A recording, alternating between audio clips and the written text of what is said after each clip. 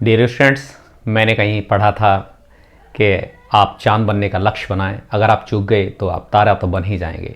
लेकिन मैं आपसे एक बात कहना चाहता हूं कि आप चांद बने या ना बने, लेकिन आप तारा ज़रूर बने, क्योंकि तारा एक ऐसा होता है जिसमें खुद का प्रकाश होता है और वो दूसरों को भी प्रकाश देना जानता है। तो इसलिए आप ऐसा तारा बने जो अपने आप को तो रोशनी दे ही दे, साथ ही साथ वो दूसरों को भी प्रकाशित कर सके, दूसरों को भी चमका सके। जिस तरह से चंद्रमा में जो प्रकाश होता है वो सूर्य से आता है और सूर्य भी एक तारा है। तो आप इस तरह के एक तारा बने जो अपने साथ साथ दूसरों को भी प्रकाशित कर सकें, दूसरों के जीवन में भी उजाला ला सकें।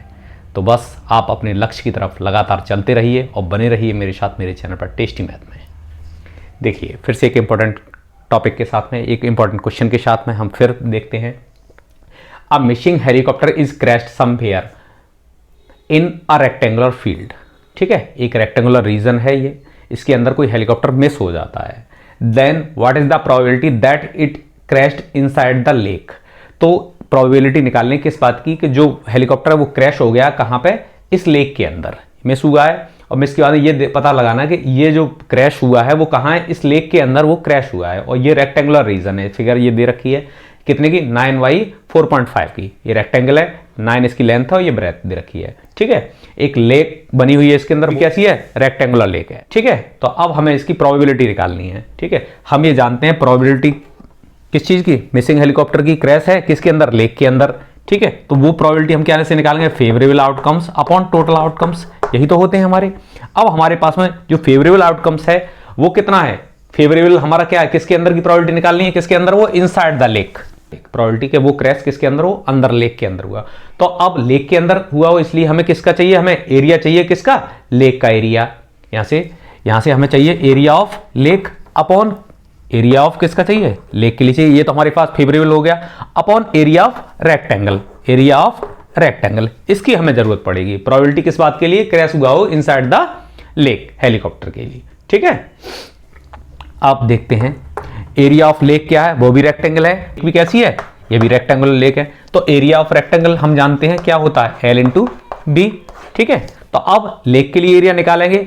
तो लेक के लिए जब हम एरिया निकालेंगे, एरिया ऑफ लेक निकाला जाएगा, तो इसके लिए हमें L और B की जरूरत पड़ी। तो इसके लिए लेंथ कितनी होगी, अगर ये टोटल यहां से यहां तक ये 9 है, इधर ये 6 दे रखी है, तो ये कितनी बचेगी यहां से यहां तक, ये हमारे पास में से 3 रह जाएगी। टोटल 9 थी, 9 6 यहां तक है, तो ये कितनी बची, 3 बची। अब इधर ये टोटल 4.5 है और ये यहां से यहां तक 2 है, तो ये कितनी बचेगी यहाँ पे 2.5, ये 2.5 हो गई हमारे पास में।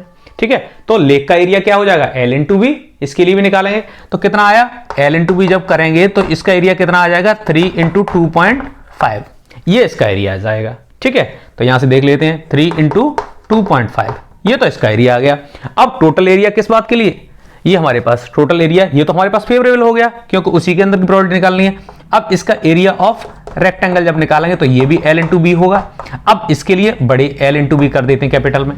अब इसके लिए L कितना है, ये 9 है और B कितना है, 4.5 है। ठीक है, तो अब इसके लिए 9 × 4.5, ये इसका एरिया आ गया। काट देते हैं, 3 3 × 9 आ गया। ठीक है, पॉइंट है यहां से हटा दिया।